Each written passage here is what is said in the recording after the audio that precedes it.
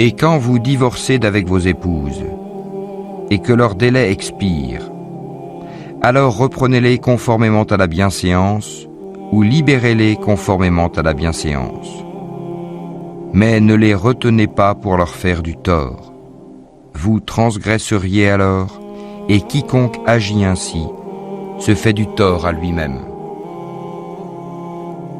Ne prenez pas en moquerie les versets d'Allah, et rappelez-vous le bienfait d'Allah envers vous, ainsi que le livre et la sagesse qu'il vous a fait descendre, par lesquels il vous exhorte. Et craignez Allah, et sachez qu'Allah est omniscient.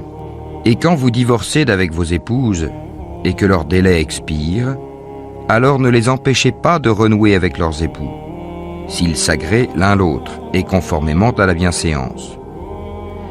Voilà à quoi est exhorté celui d'entre vous qui croit en Allah et au jour dernier. Ceci est plus décent et plus pur pour vous.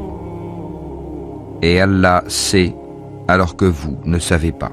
Et les mères qui veulent donner un allaitement complet, allaiteront leur bébé 2 ans complets.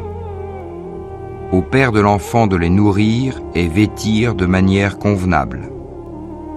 Nul ne doit supporter plus que ses moyens.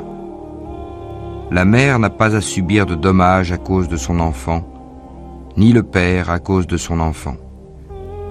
Même obligation pour l'héritier. Et si après s'être consultés, tous deux tombent d'accord pour décider le sevrage, nul grief à leur faire. Et si vous voulez mettre vos enfants en nourrice, nul grief à vous faire non plus, à condition que vous acquittiez la rétribution convenue, conformément à l'usage. Et craignez Allah, et sachez qu'Allah observe ce que vous faites. Ceux des vôtres que la mort frappe et qui laissent des épouses, celles-ci doivent observer une période d'attente de 4 mois et 10 jours. Passé ce délai, on ne vous reprochera pas la façon dont elles disposeront d'elles-mêmes d'une manière convenable. Allah est parfaitement connaisseur de ce que vous faites. Et on ne vous reprochera pas de faire aux femmes allusion à une proposition de mariage ou d'en garder secrète l'intention. Allah sait que vous allez songer à ces femmes. Mais ne leur promettez rien secrètement, sauf à leur dire des paroles convenables. Et ne vous décidez au contrat de mariage qu'à l'expiration du délai prescrit.